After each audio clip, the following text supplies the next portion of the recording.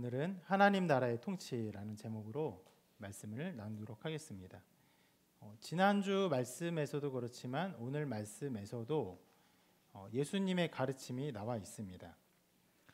흐름을 여러분 잘 따라오고 계신가 잘 모르겠습니다. 예수님께 성전에 들어오신 이후에 그 예루살렘 성전에서 자기의 죽음을 불과 일주일 앞에 두고 십자가에 달리는 사건을 일주일 앞에 두고 성전에 들어오시죠. 그리고 성전에 들어오신 이후로 계속적으로 대적들에 의해서 그 공격적인 논쟁을 이렇게 어떻게 보면 받아왔어요. 너의 권세가 어디서 온 거냐? 이 세금을 가이사에 바쳐야 하는 것이냐? 죽은 자가 살아나는 것이 과연 맞느냐? 이런 논쟁들을 해왔어요. 거기서 예수님은 굉장히 지혜롭고 또 합당한 답으로 그들의 어떤 논쟁을 물리치셨습니다. 그런 후에 그 전환점이 나오는데 그것은 한 서기관과의 대화였어요. 이 서기관과 예수님은 굉장히 긍정적인 대화를 했습니다. 그래서 주님은 그 대화가 끝난 이후에 그 서기관에게 이렇게 말씀하셨어요. 내가 하나님의 나라에서 멀지 않도다, 이런 말씀을 하세요.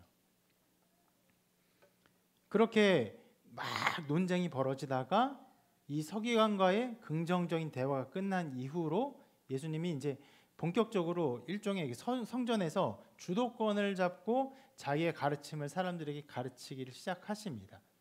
그 중에 한 부분이 지난주에 살펴본 부분인데 다윗의 자손, 그리스도가 다윗의 자손이냐 이런 것을 가르치셨고 그것을 쭉 시편을 통해서 가르치시니까 그 결과 사람들이 이렇게 하죠. 많은 사람들이 즐겁게 듣더라. 이게 지난주 설교 제목이었습니다.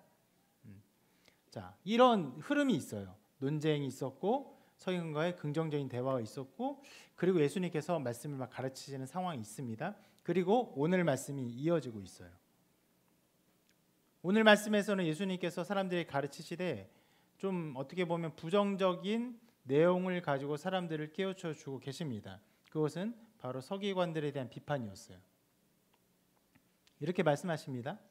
우리 같이 한번 읽어볼까요? 시작.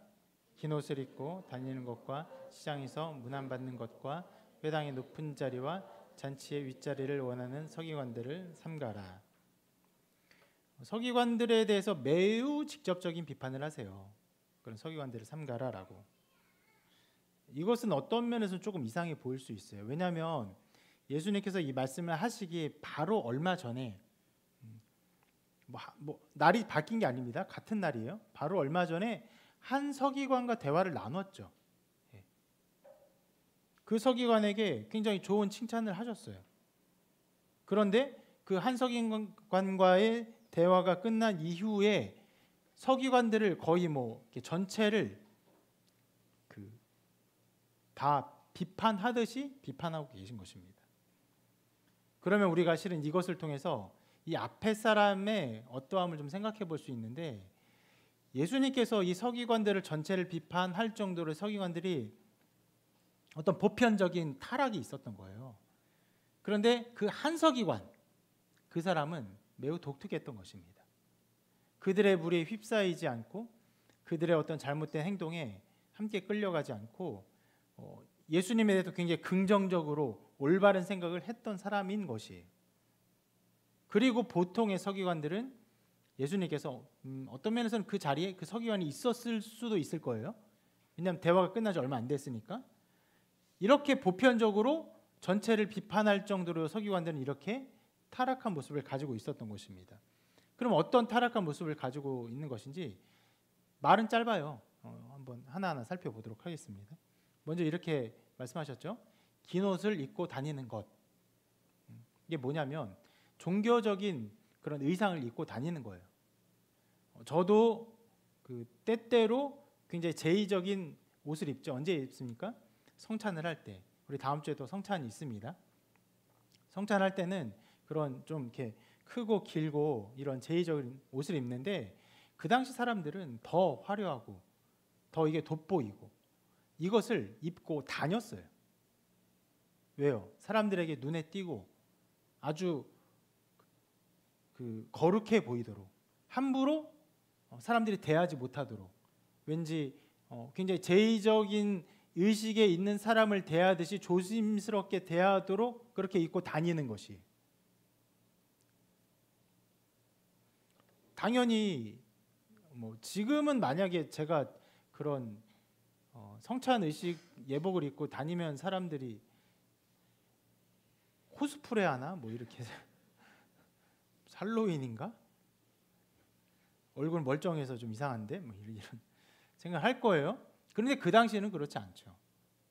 입으면 제사장이 지나가는가 보다, 혹은 서기관들이 지나가는가 보다, 말씀 맡은 사람들이 지나가는구나, 존중하는 거죠. 높이 보는 것입니다.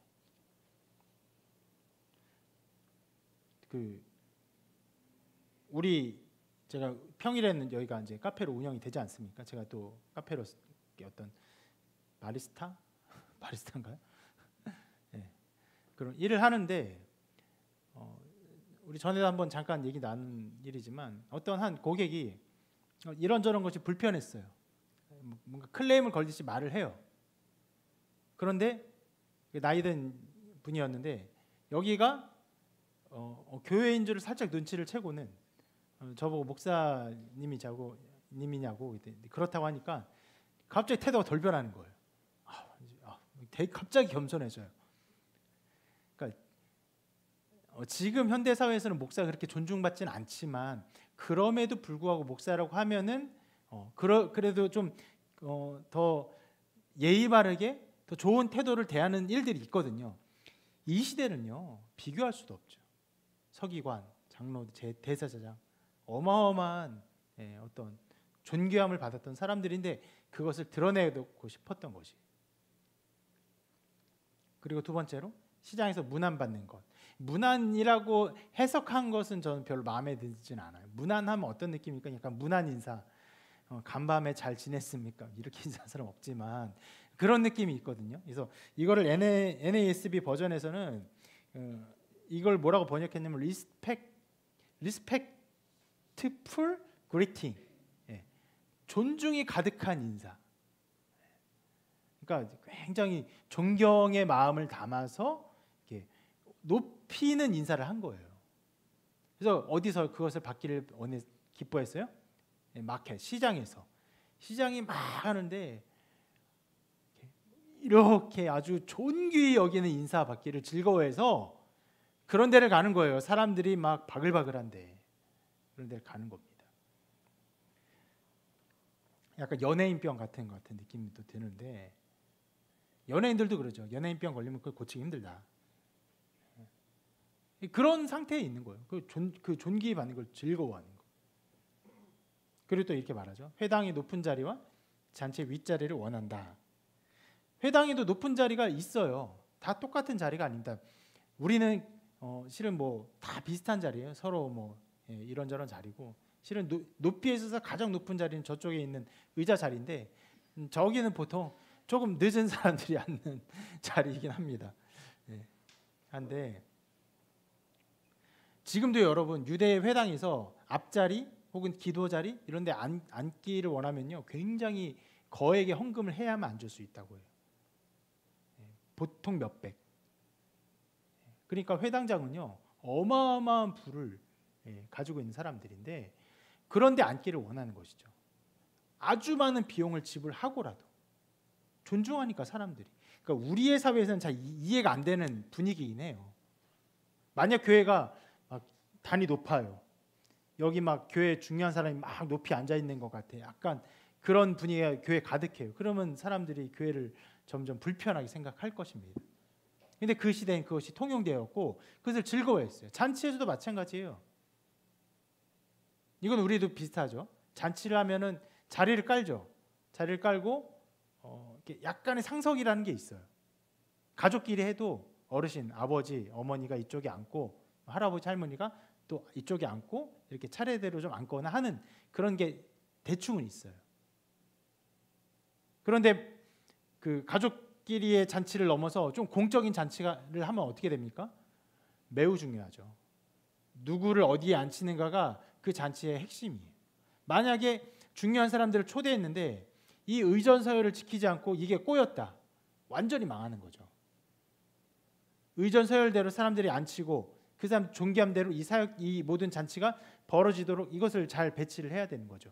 그 당시도 마찬가지죠. 중요한 자리에 앉혔는데 거기를 가는 것을 원하는 거예요. 맨 윗자리에 앉아서 존귀받기를 바라고 존중받기를 바라는 마음을 가지고 있었던 것이.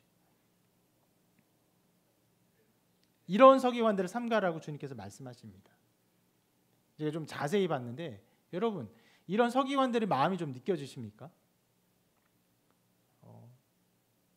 이런 사람을 가까이 요즘에 대할 수 있는 기회는 많지 않은 것 같아요.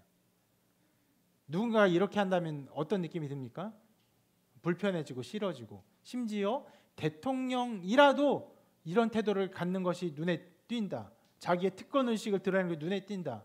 그러면 언론이 비판을 하죠. 그래서 지금은 이런 마음을 경험하는 것이 그렇게 많을 수는 없습니다. 그런데 그 당시 이런 사회에 있었어요. 사회가 용인을 했고 사회가 그것을 어떻게 보면은 수긍을 했고 그 존귀한 사람을 존귀한 대로 높이는 사회였기 때문에 그것을 한껏 즐겼던 거예요. 근데 이것만이 문제가 아니었어요. 이어서 예수님께 또 비판을 하시는데 이렇게 말씀하시는데 하나가 이것이에요. 과부의 가산을 삼킨다라고 말을 해요. 과부는 구약 시대 때부터 신약 시대까지 언제나 연약한 자의 표상이었어요. 왜 그러냐? 지금은 결혼하다가 이혼하잖아요. 그럼 그 여자가 이혼한 여자가 살아갈 수 없는 시대입니까? 그렇지 않죠. 이런저런 일자리가 있어요. 전에도 잠깐 말했지만 나이가 들수록 남자보다는 여자가 더 높은 임금의 일자리를 구할 확률이 높아집니다. 실제로 그래요. 물론 이제 뭐 경력직 중요한 그 직업을 말하는 것이 아니에요. 보통 일용직의 수준에서 말하는 것입니다. 그렇게 되는데 그 당시에는 과부가 되면은 살아갈 수가 없어요. 직업 구할 수도 없고 돈을 구할 수도 없어요. 그냥 아주 빈핍한 상태에 살아갈 수밖에 없어요. 누구의 도움을 통해서. 그래서 성경에는 항상 이 과부를 존중할 것을 말하는데 근데 보면 이렇게 말씀합니다. 한 구절만 제가 뜯어서 보여드릴게요. 읽어볼까요? 시작. 고아와 과부를 위하여 정의를 행하시며 나그네를 사랑하여 그에게 떡과 우국을 자, 한 묶음을 묶인 게 어디냐면 고아예요. 고아와 과부를 위하여 정의를 하나님이 그렇게 하신다는 건데 하나님이 그 연약한 자들 고아를 위해서 과부를 위해서 긍휼을 베푸는 것을 이 말씀을 통해서 계속 말씀해 주세요. 그런데 자, 이 서기관들의 어떤 잘못을 비판하면서 고아에 대한 말이 없어요. 왜 그럴까요? 고아로부터는 받아낼 어떤 재산이 없기 때문에 그래요. 과부는 그래도 가산이 있어요. 결혼한 상태에서 남편의 그 재산이 어디로 가기 전까지는 자기 것이에요. 그러니까 그 집, 어떤 밭, 그런 정말 집의 재산들이 그 어떻게 보면 받아낼 것들이 있으니까 서기관들이 그 과부에게만 잘하면서 과부에게 붙어서 무언가 그 이익을 취할 것들을 취한 것이에요. 어떻게 가산을 삼켰는지는 뭐 성경학자들이 다양하게 이야기를 합니다.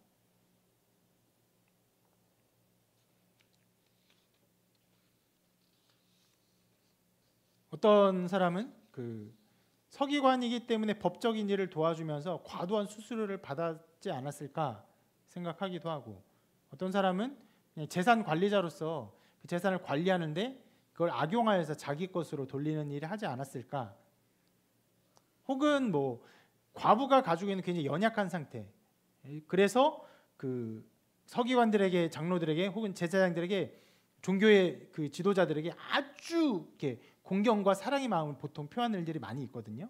연약한 마음 속에 기대는 마음으로 실제로 그렇습니다. 지금도 그렇습니다. 연약한 나이든 여인들이 목회자를 많이 기대요. 어려운 마음과 어려운 상황에서. 근데 그것을 이용해서 그들의 마음을 악용하는 것을 저렇게 표현한 것이 아닐까 생각을 해요. 구체적으로 지정할 수는 없지만 어쨌거나 이 서기관들이 그 과부의 가산을 삼키는 일을 보편적으로 했던 거예요.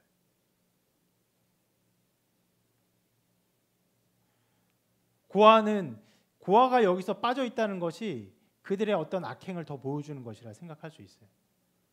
고아와 과부를 모두 긍휼히 여기라고 했는데 고아는 팽개치고 과부만 긍휼히 여기면서 그들이 가지고 있는 어떤 경제적인 부분을 막 빼앗는 것이죠. 그리고 또 이렇게 예수님이 말씀하십니다. 외식으로 길게 기도한다라고 말씀하세요.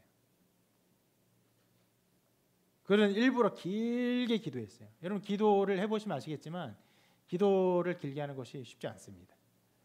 대표 기도자들의 공통적인 고민 중에 하나는 적절히 길게 기도하는 것을 어떻게 잘할 수 있을까?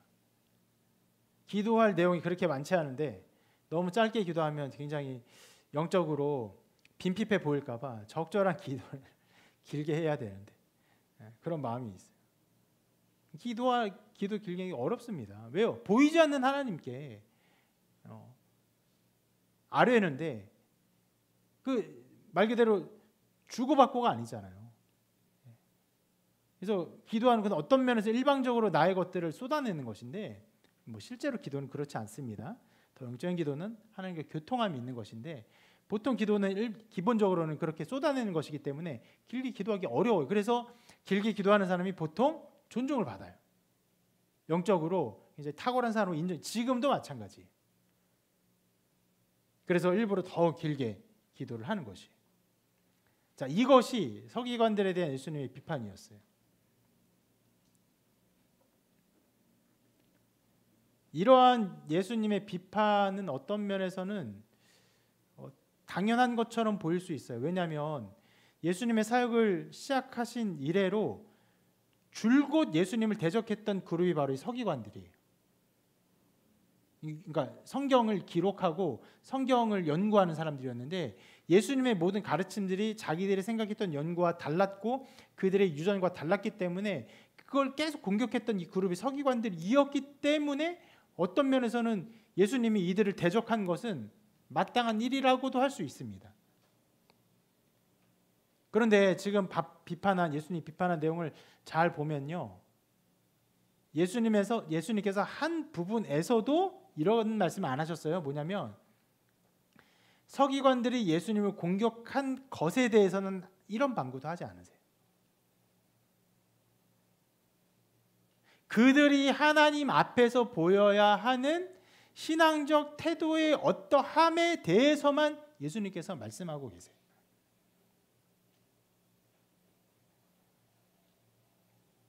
주님은 어떤 면에서도 이 사람들을 인간적으로 미워하거나 인간적으로 비판하는 것이 아닙니다. 자기들을 공격한 것에 대해서 원망의 마음이 있었던 것이 아니에요.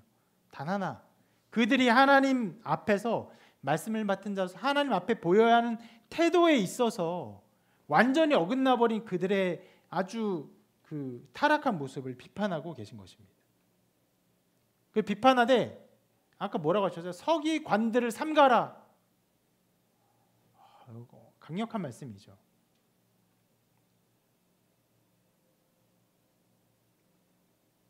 서기관들이 보이는 이 모든 마음이 무조건 나쁜 마음이다라고 우리가 싸잡아 말할 수는 없습니다.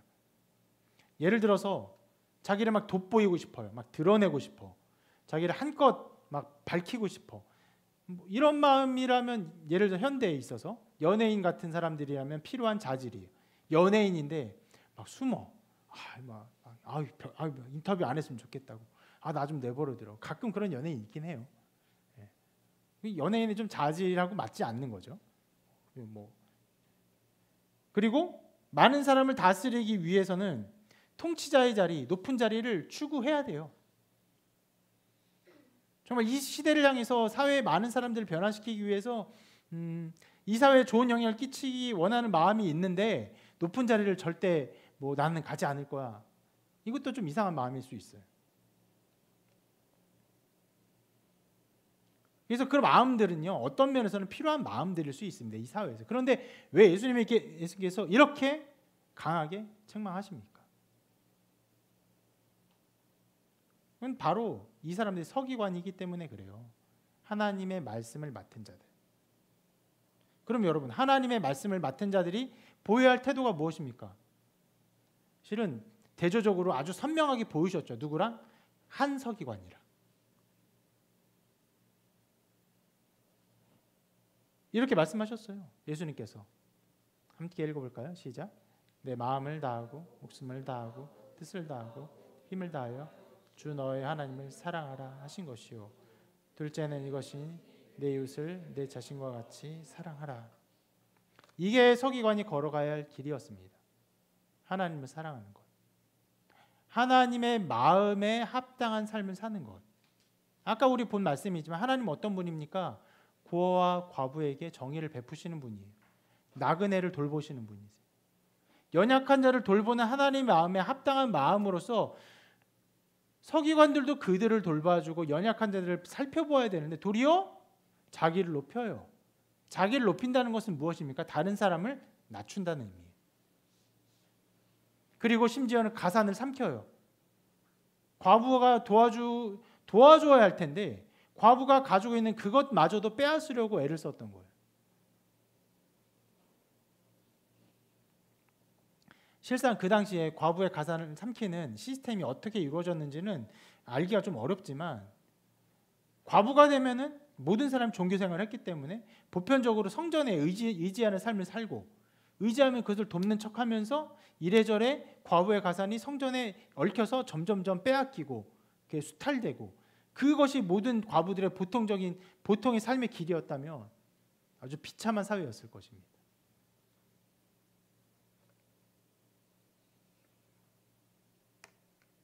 우리 사회도 지금은 그런 게 좀 덜하지만 예전에 뭐 열정페이 이런 게 있었잖아요. 그러니까 청년들에게 아주 낮은 임금만 제공하고 그리고 그것을 배우라고 하면서 그렇게 그 임금을 주지 않고 쓰는 것이 어떻게 보면 하나의 시스템이 되었잖아요. 그러니까 사람들이 그것에 대해서 비판을 하기 시작했고 그런 말들이 나온 것인데 그 사회가 바로 그런 식으로 서기관들이 말씀을 맡은 자들이 과부의 가산을 삼키는 일종의 시스템이 되어서 그런 사회가 되어버린 것입니다. 그것은 전혀 하나님의 마음에 합당한 삶이 아니고 하나님의 사역이 아니라고 할 수 있죠. 그래서 그런 서기관들을 보면은 완전히 모양은 신앙인이에요. 모든 면에서 뭐 종교 하는 그런 게 막 드러났을 거예요. 근데 어떤 면에서도 하나님을 사랑하는 것, 이웃을 내 몸처럼 사랑하는 것이 전혀 드러나지 않는 철저하게 비신앙자의 모습이 나타났던 것입니다.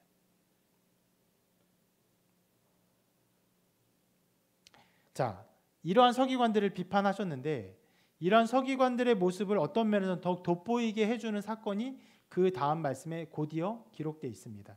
마가는 예수님의 이 사역을 기록하면서 여러 사역들에 대한 것들을 알았지만 이 사역이 어떤 것들을 더욱 효과적으로 보여주기 위해서 선별하여서 말씀을 기록한 것이거든요. 그런데 그 뒤에 기록된 것이 바로 이것이죠. 한 과부의 헌금이었어요. 예수님은 성전에서 무리가 어떻게 헌금하는지를 보셨습니다. 누가 헌금을 어떻게 하는지를 이렇게 지켜보는 것은 실은 지금은 상상할 수 없는 일이죠. 우리 최근에는 헌금을 아예 헌금 시간이 없기도 해요. 들어올 때 헌금을 하던가 온라인으로 헌금을 하던가. 저희는 그래도 헌금 바구니를 일부러 하고 있습니다. 왜냐하면 이게 헌금을 하는 것도 일종의 교육이에요. 특히 우리 어린아이들이 있어서 교육을 위해서 또 초신자들에게 교육을 위해서 이걸 하는 것인데 헌금함을 보면요. 여러분 주먹이 충분히 들어갈 수 있을 만큼 구멍이 넓어요. 탄성이 있습니다. 그래서 여러분이 얼마를 헌금하든 여기에 다 감춰가지고 이렇게 넣어가지고 할 수 있어요.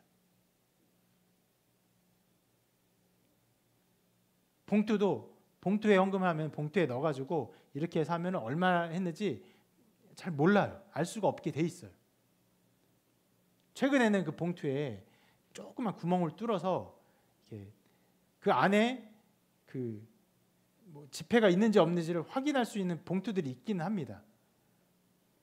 그거를 이제 사람들이 헌금 얼마 있는지 알아보려고 봉투에다 구멍 뚫었다 참 악랄하다 생각하는데 그게 왜 그러냐면 조금 큰 교회가 되면은 봉투가 굉장히 많이 들어오거든요. 그래서 쭉 이렇게 헌금을 개수하고 이렇게 봉투를 벌을 때 종종 그 봉투를 그 헌금이 있는 채로 버리는 일이 벌어져요. 근데 그 봉투를 일괄적으로 쫙 모아서 딱 보면 구멍이 쫙 뚫리니까 이게 한 번에 확인할 수 있는 거예요. 그런 걸 모르고 요만한 구멍으로 돈을 확인하려고 이제 봉투에 구멍 뚫었다고 이게 썩은 교회라고 막 그런 거 아닙니다. 뭐 이걸 이렇게 보겠습니까? 보이긴 보여요. 색깔 보이긴 보여요. 매 눈으로 보이긴 보이는데 안 봅니다. 기본적으로 헌금은 우리가 마음에 하나님께 기뻐하는 마음을 하는 것이기 때문에 감추죠. 우리도 감춰요. 안 보여요. 그런데 이 시대는 달랐어요. 헌금하는 걸 볼 수가 있었어요. 여인의 뜰이라고 여인들에게 허용된 공간인데 여인들의 허용된 공간이라고 하는 것은 누구나 들어올 수 있다는 공간이라는 의미예요.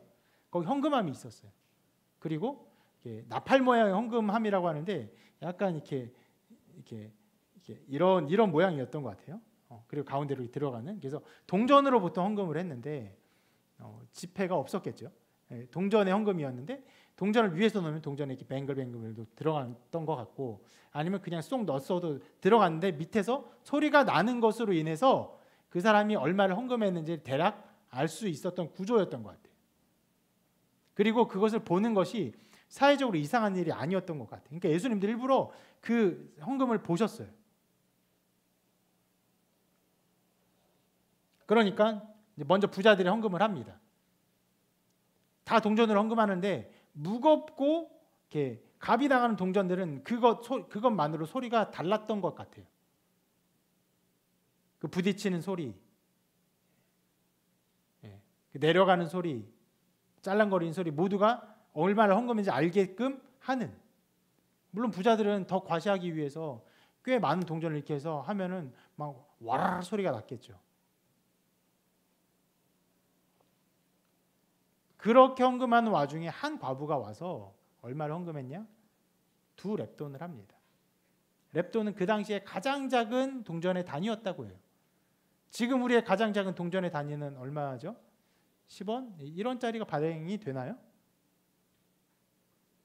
되는 것 같기도 한데 어쨌건 근데 10원은 아닐 거예요. 왜냐하면 그 당시에 10원을 그렇게까지 어떻게 보면 가치가 없는 돈을 동전으로 제조할 정도로 이게 자원을 낭비하는 사회는 아니었기 때문에 적어도 어느 정도의 가치를 가진 것을 최소 동전으로 쓰는 시대였기 때문에 적어도 뭐 100원 혹은 500원 정도의 가치였지 않을까 생각이 되는데 그거를 몇 개요? 2개를 넣었어요.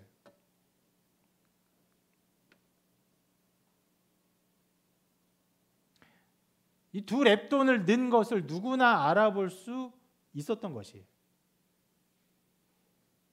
하나 넣으면은 하나가 딸랑딸랑 있겠죠. 2개 넣으면 딸랑딸랑 하면 살짝 부딪힌 소리가 살짝 났겠죠. 어쨌거나 그것을 넣는 게 다 보였어요.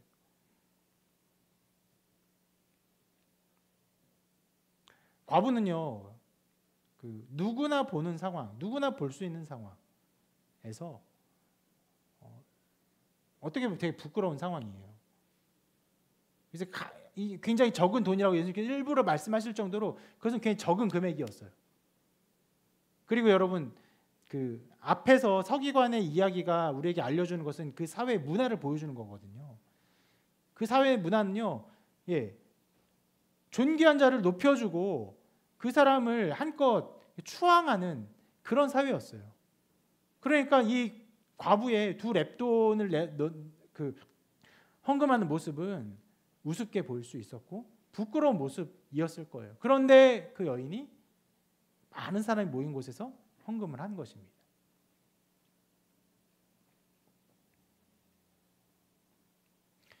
보통 이때에 헌금을 해야 되는 이제 반드시 헌금을 해야 되는 사람 중에는 성전세를 내야 되는 남자들이 있긴 했습니다.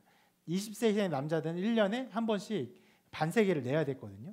그러니까 그것은 반드시 해야 되는 일종의 세금이었어요. 근데 그거 외에는 그렇게 내야 되는 것이 없었는데 이 과부는 자발적인 마음으로 이 부끄러운 모습의 헌금을 했던 것입니다. 그러면서 예수님께서 이 헌금에 대해 이렇게 말씀하십니다. 함께 읽어볼까요? 시작. 그들은 다 그 풍족한 중에서 넣었거니와 이 과부는 그 가난한 중에서 자기의 모든 소유 곧 생활비 전부를 넣었느니라. 생활비 전부라고 말씀하신 것은 그 당시 과부들의 삶을 보여주는 것이죠.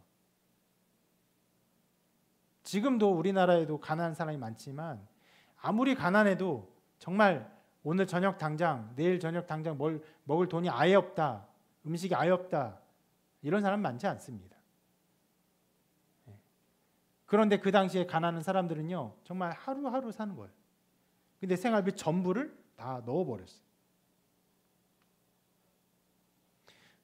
그래서 이 여인의 헌금을 여러분 이렇게 정리해 볼 수 있을 거예요.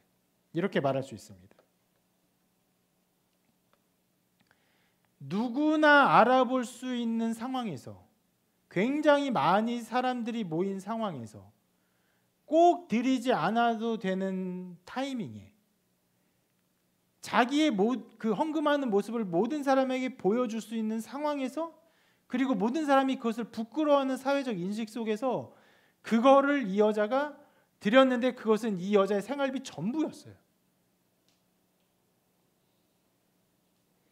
그런 사람에게 실은 동전 하나만 내는 것도 컸을 텐데, 그래서 저는 두 렙돈이 더 은혜라고 생각을 해요. 두 렙돈이었으면 하나만 내고 싶었을 거예요. 일단 내는 거니까. 하나는 남겨서 뭐라도 사 먹고 싶었을 거예요. 그런데 그것을 남기지 않고 이 모든 것을 다 드린 것입니다.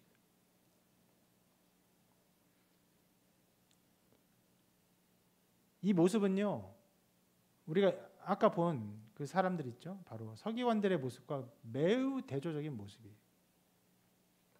서기관들은 어떻게 살았습니까? 다른 사람들의 인식 위에서 살았어요. 다른 사람들이 존중해주는 존중 위에서 살았어요. 다른 사람들이 높임받는 그 위에서 살았어요. 인사를 받았어요. 시장에서 인사를 받았어요. 아주 화려한 옷을 입고 다녔어요. 그 연약한 자의 것들을 빼앗기까지 했어요. 근데 이 여자는 어떤 여자입니까? 과부예요. 과부는요, 아무도 인정하지 않는 가장 비천한 류의 사람들이었어요.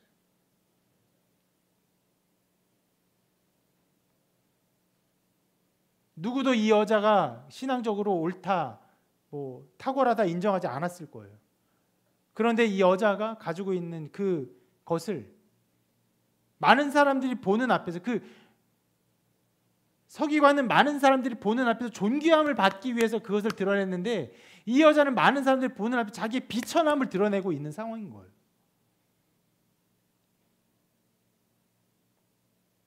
굉장히 인간적인 부끄러움이 있었지만 이 여인은 하나님을 향한 믿음을 표현하고 싶어서 자기의 그 두 개를 남기지 않고 다 드린 거예요.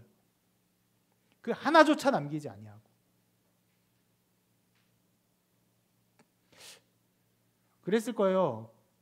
하나를 드렸으면 너 왜 그 남은 거 하나 드리지 않았느냐 따져 묻는 사람이 없었을 거예요. 워낙에 작은 돈이고 그 하나가 헌금으로서 가치가 있는 것도 크게 아닌 것이어서. 그런데 이 여인은 그걸 드렸어요.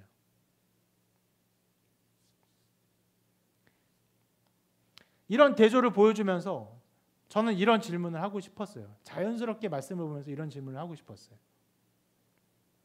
성경이 그것을 우리에게 질문한다고도 생각을 합니다. 하나님의 나라는 어디에 있습니까?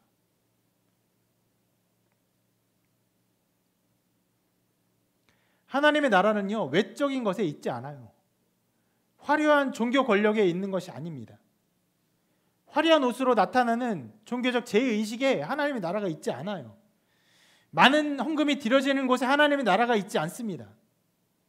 사람들이 칭송하는 자리에도 하나님 나라가 있는 것이 아닙니다. 오직 한 군데 있어요. 하나님의 나라는 믿음에 있습니다. 하나님을 기뻐하는 그의 백성들의 신앙에서 하나님의 나라는 실존합니다. 실제로 존재해요. 통치합니다. 제가 이 말씀을 보면서 그 서기관들과 이 여인의 이 모습을 보면서 감상적인 이야기를 하고 있습니까? 감동을 받아 감동에 따라 이야기를 그렇게 하고 있는 것입니까? 아니요. 실제를 말씀드리는 거예요. 돈을 자랑하고 권력을 자랑하는 그 모든 것들은요, 다 무너졌어요. 이 당시에 가장 위대했던 나라가 어디입니까? 로마예요. 어마어마한 국력을 자랑했어요. 수많은 나라가 로마에 어떻게 보면 결탁되기를 바랬어요. 팍스 로마라고 하죠. 로마 안에서 많은 나라가 평온함을 누렸어요. 그런데 그 로마가 어디 있습니까? 지금 어디 있습니까? 사라졌어요.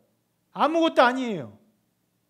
로마의 가치, 로마의 철학, 로마의 생각, 그들이 꿈꾸는 유토피아, 그것을 위해서 살아간 사람이 지금 어디 있습니까? 아무도 없어요. 그러나 이 여인이 드린 그 신앙 고백에 나타나는 하나님의 나라. 하나님, 나는 가진 것이 없지만 하나님이 하나님이심을 믿고 하나님이 나의 아버지심을 믿고 이걸 기쁨으로 나의 헌금으로 드립니다라고 고백하는 이 신앙 고백이 통용되는 나라는 어디에 있습니까? 전 세계에 퍼져 있어요. 수많은 나라에 퍼져 있어요. 실제해요. 실존해요. 이것을 실존하지 않는다고 거짓 것이라고 핍박하면 핍박할수록요, 이 하나님의 나라는요 거세게 일어납니다. 불과 같이 일어나요. 이 세상 어떤 권력도 이 하나님의 나라를 침탈한 적이 없고 무너뜨린 적이 없어요. 무너뜨릴 때 수많은 나라 있잖아요. 그 나라는 다 없어졌어요. 실존합니다.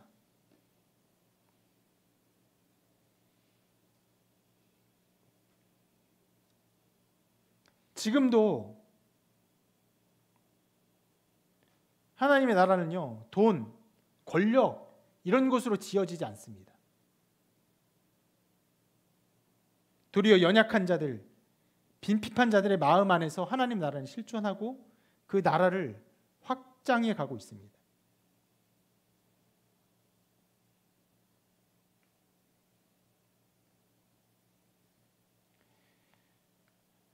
여러분의 신앙 안에서 이러한 나라가 드러나게 되기를 소망합니다. 이 여인과 같은 고백이 있기를 소망합니다.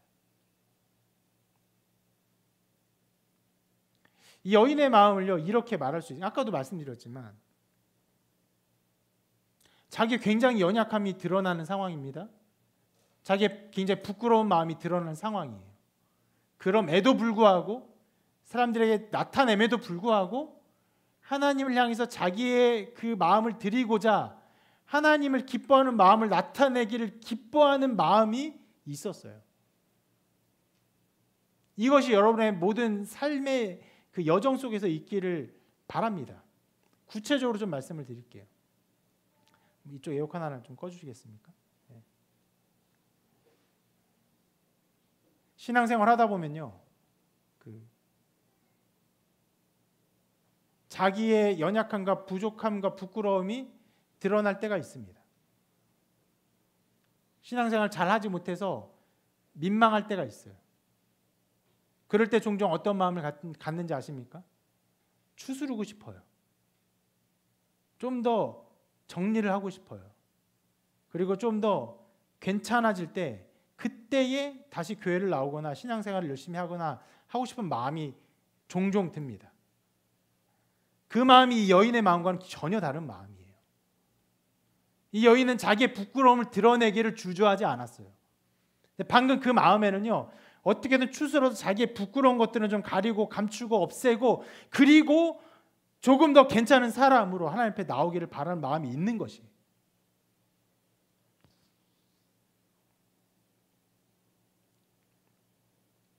그것은 사역을 하는 사람들의 상황에도 늘 나타납니다. 저도 하나의 예라고 볼 수 있어요. 제가 말하니까 좋은 예를 좀 말씀드릴게요. 우리가 카페를 운영하면서 또 사역을 하고 있죠. 제가 이 주일날 예배를 준비하면서 이것을 준비하는데 충분한 시간을 할애해서 이거 준비할 수 있을까요? 굉장히 부족합니다. 준비된 이 설교문이 부족하고 연약할 때가 많아요. 논리적 구조, 기승전결의 배열, 예화의 삽입, 성경의 적절한 연구, 여러 면에서 부족할 때가 많습니다. 그렇지만 한계 안에서 제가 할 수 있는 것을 드리고 부끄러움이 있을지라도 여러분에게 하나님께서 내게 주신 은혜대로 전하는 거예요. 내게 연구하게 하신 그 시간 안에서의 연구의 결과들, 말씀의 묵상의 결과들을 전하는 거예요. 하나님이 쓰실 것을 믿고.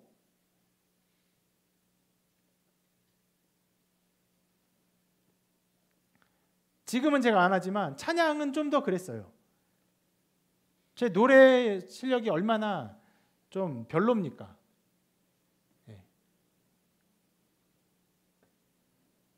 제가 가진 수많은 재능들 중에서 가장 별로라고 생각하는 것 중에 하나가 노래인데, 그 노래 실력으로 찬양 인도를 하는 것, 심지어 방송까지 나가게 하면서 찬양 인도를 하는 것, 물론 여러 면에서 어떻게든 감춰보려고 싱어도 막 세우고 막 했지만 굉장히 부끄러운 일이에요. 근데 여러분, 제가 찬양 인도를 하면서 실은 설교도 마찬가지지만 부끄러워하고 감추려하고 어색해하고 그런 모습이 있습니까? 아니요. 노래를 못해도 그 안에서 그것을 생각하고 묵상하고 찬양하는 찬양 가운데 하나님께서 그 신앙 고백을 받아주실 것이고, 그 신앙 고백의 노래 속에서 그 울림의 외침 속에서 여러분들이 함께 반향을 할 것을 알기 때문에 담대하게 찬양하는 것이, 담대하게 설교를 외치는 것입니다.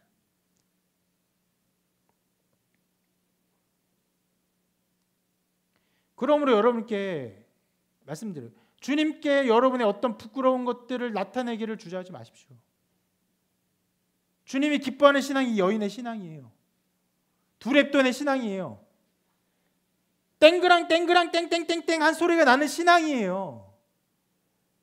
많은 사람들에게 들려지는 신앙이에요. 나는 가난한 사람입니다. 나는 연약한 사람입니다. 나는 돈이 없는 사람입니다. 나는 여러분이 생각한 대로 비참한 사람입니다를 드러내는 신앙이에요.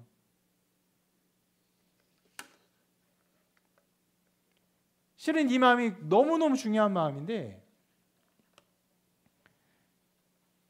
신앙 고백이 아주 결정적인 순간에도 이 마음이 필요합니다. 여러분, 신앙에 있어서 가장 중요한 시기가 언제입니까? 예수 그리스도를 믿으십시오. 예수 그리스도를 믿으십니까? 예수님이 나의 구주인 것을 믿으십니까? 라고 묻고 그래서 답하는 순간이에요.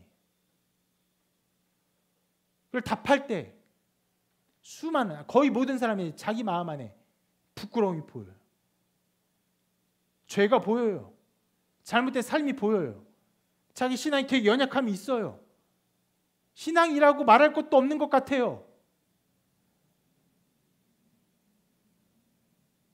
엄청난 것이 정리되지 않고 엉클어지고 망가져 있는 것이 보여요. 그런데 이것을 드러내고 주님이 이것을 받으시고 그것을 위해서, 그 모든 죄와 악을 위해서 자신이 죽으시고 부활하셨다는 것을 말씀하실 때, 주님, 정리가 하나도 안 됐고 엉망이고 내가 망가진 상태지만 주님의 그 말씀을 믿습니다. 내가 주님의 죽으심과 부활을 믿습니다. 내가 이 신앙 고백함으로 내가 지금 천국에 갈 수 있는 존재가 됨을 믿습니다. 말도 안 돼. 어떻게 이렇게 뻔뻔한 소리 할 수 있어요? 근데 그 뻔뻔함을 내어놓는 거예요. 그 부끄러움을 내어놓는 거예요. 그것을 모두 그리스도의 보혈로 해결하셨기 때문에. 나를 의지하지 않는 것입니다. 나의 어떠함을 의지하지 않는 것이에요.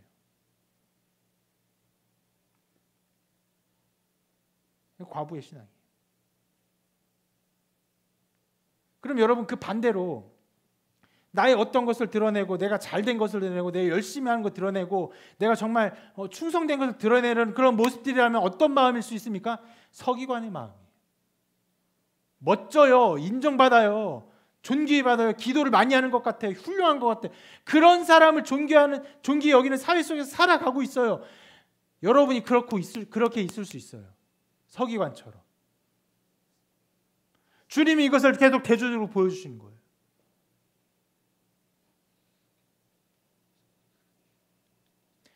그래서 여러분, 교회가 막 커요. 아름답게 해줬어요. 그리고 오는 성도들이 오랫동안 신앙생활을 하고 교회 오는 사람들이 다 멋있게 옷을 입고 이렇게 보면 정말 점잖게 신사적으로 그래 신앙생활하는 그런 교회가 있어요.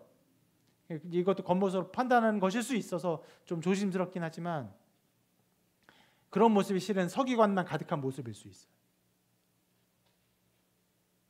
부족하고 부끄럽고 내가 아무것도 아닌데 하나님이 나를 부르시는 것 같고 하나님이 나를 찾는 것 같고 하나님이 나를 만나시려는 것 같아서 교회 나가야 되나? 교회 나가는 게 맞나?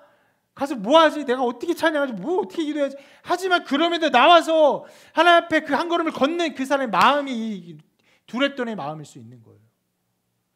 누가 봐도 그 사람이 신앙적으로 미숙하고 아무것도 아닌 것 보여요. 다 알아요. 기도하자면 기도 못하는 것도 알아요. 그럼에도 불구하고 나와서 실은 반대죠. 막 기도하자고 하는데 막 기도하는데 누군 기도 못해요. 그것은 흡사 이 과부의 두 랩돈 같은 소리일 거예요. 반대로 땅땅땅 소리가 나는 것이 아니라 여기서 도리어 소리가 안 나. 소리가 나야 되는데 소리가 안 나. 기도해야 돼. 기도를 못해. 그런 사람이야. 그렇게 안 할게 뭐라고 기도할지도 모르고. 근데도 그 자리에 앉아서 예배를 드려요. 왜요? 부끄럽지만 민망하지만 하나님 나를 찾는 것 같아서 나온 것이에요.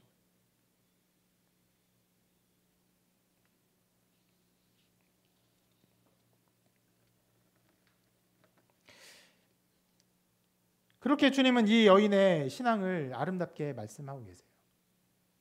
그런데 여기 굉장히 좀 우리가 좀 주목할 만한 특이한 것이 있는데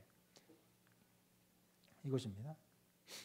이 여인은요, 예수님과 어떤 연결고리가 없는 여인이었어요. 예수님으로부터 고침을 받지도 않았고 예수님의 어떤 기적을 함께 체험한 것도 아니었어요. 그런 면에서 어떤 연결고리도 말하고 있지 않는 여인이었고 예수님께서 성전에서 가르치시다가 성전에서 헌금을 하는 사람들이 어떻게 하냐 보러 갔다가 헌금하는 그 어떤 여인을 보았어요. 그러면 이 여인은요, 그냥 예루살렘 성전에서 주로 그 자기의 신앙을 드리는 어떤 한 과부였는데 그때 그냥 예수님이 계시는 때에 헌금을 했을 뿐인 것이죠.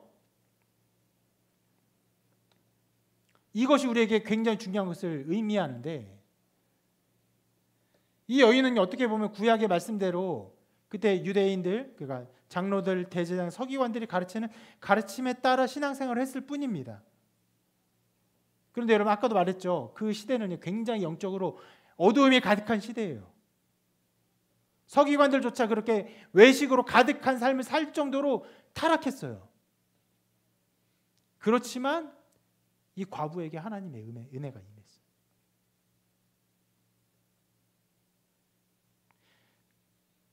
그래서 이렇게 말할 수 있어요. 하나님의 복음의 빛이 아주 희미한 곳이에요. 아주 희미한 곳이지만 거기서도 하나님은 하나님의 백성들을 부르시고 그의 백성들을 찾으시고 그 백성에게 부끄러움을 개의치 않는 신앙 고백을 하게 하시는 역사를 하나님이 허락하세요.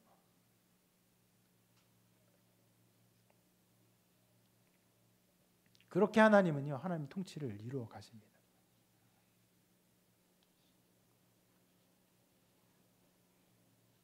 그래서 주님께서 하신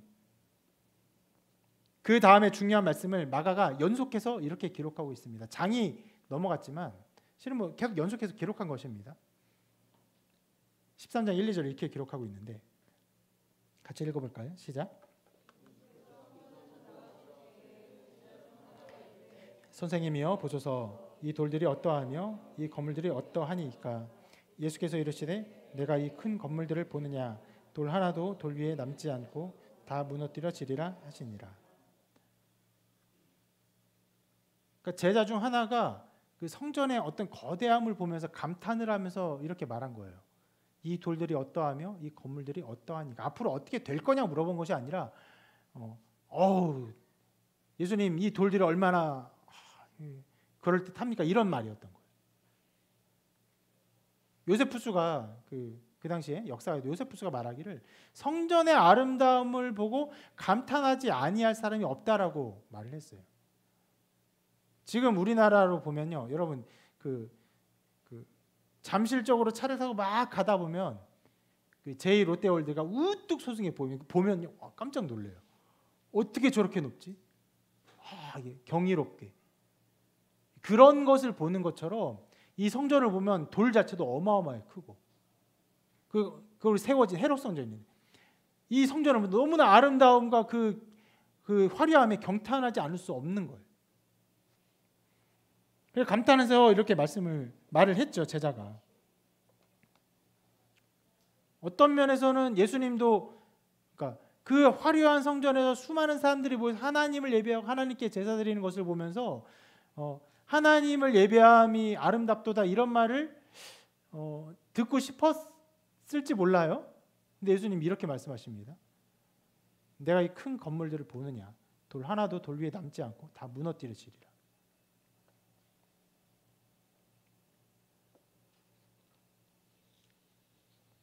제자의 기대와는 전혀 다른 말씀하셨고, 그리고 이 말씀이 어떻게 보면 그 앞에와 굉장히 뜬금없는 말의 연속인 것 같지만 실상은 앞에 말에서 계속 연속되는 말이에요. 하나님 나라가 어디 있느냐? 그 여인의 신앙 고백에 있는 것이에요. 하나님 나라는 이 돌들에 있지 않아요. 거대한 성전에 있는 것이 아니에요. 그들이 성전에 이 거대한 것에 있을 것처럼 생각을 했죠. 그것이 사회 인식이었습니다. 그 사회 인식이 보이시죠? 서기관들을 높이고 시장에서 인사하고 높은 자리에 높이고 길게 기도하고 큰 건물 보고 화려한 성전 보고 경탄하고 그것이 그들의 인식이었어요. 주님 말씀하십니다. 이것들은 무너진다. 신은 굉장히 주님에겐 위험한 말이었어요. 결국 이것 때문에 주님께서 십자가에 달리게 되는 일들이 벌어집니다. 무너진다. 이것은 다 무너진다. 거기가 하나님 나라에 있는 것이 아니에요. 어디에 있는 것입니까? 하나님 나라는 신앙 고백에 있는 것이에요. 연약한 신앙 고백에 있는 것입니다. 우리가 지금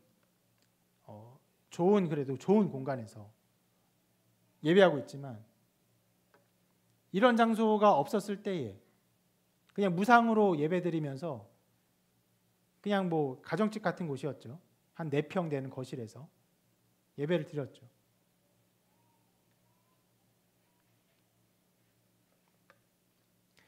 그런 곳에 예배했지만 그곳에도 하나님 나라가 임했습니다. 우리는 알고 있어요. 선명히 존재해 왔어요.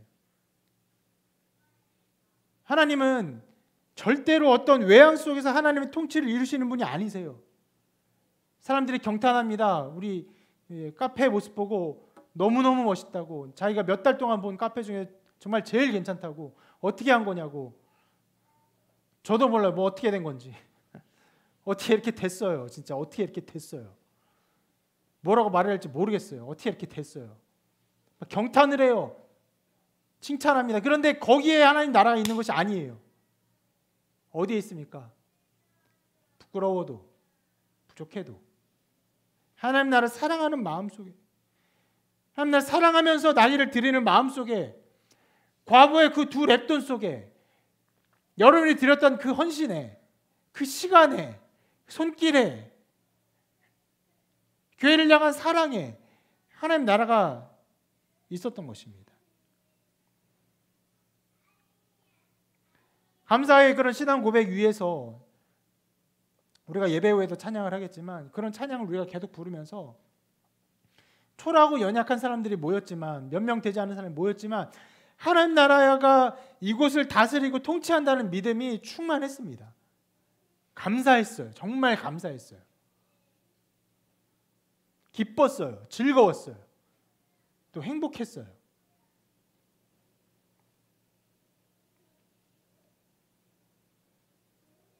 그런 고백들이 있게 하시고 그런 나라를 이루어 가게 하셨는데, 그리고 여러분들이 수많은 일들로 헌신을 하고 있습니다. 시간으로, 마음으로, 물질로 어마어마한 헌신을 하고 있어요.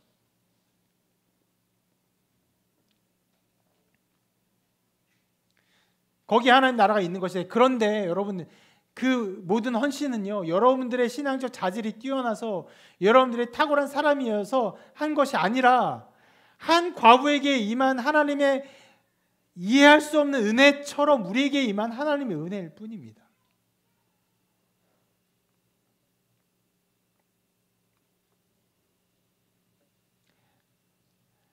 이 과부를 아무도 주목하지 않았지만 그가 신앙 고백을 했던 것처럼 우리 교회 태동에도 아무도 우리를 주목하지 않았어요. 처음에 기억나십니까? 처음에 한두 달 예배드린 그곳, 경비가 삼엄한 그곳, 들어올 때마다 신분증을 확인하는 그곳, 숨어서 막 들어왔어요. 예배 안 드리는 척, 찬양하면 소리가 너무 새어나갈까 봐, 통성기도 함부로 하면 쫓겨날까 봐. 아무도 주목하지 않았지만 하나님에게 그 모인 우리에게 은혜를 주셨고 거기서 하나님 나를 이루게 하셨고, 그리고 여러분의 삶의 각 사람을 다 만지셔서 기이한 부름을 부르셨어요. 부끄럽지만 교회를 나오게 하셨어요. 민망하지만 교회를 나오게 하셨어요. 어떤 형태로는 교회를 나오게 하셨어요. 그리고 신앙 고백하게 하셨어요. 그 울림이 울리고 울려서 하나의 아름다운 교회 한 곡처럼 신앙 고백이 우리 가운데 뭉쳐지게 하셨습니다. 하나님은 그렇게 통치하십니다. 하나님 나라를 통치하세요. 연약한 자들의 신앙 고백 위에서 하나님은 통치하십니다. 그런 통치를 하시는 하나님을 기뻐하며 감사하며 하나님을 찬양하는 여러분 되시기를 주님의 이름으로 축원합니다.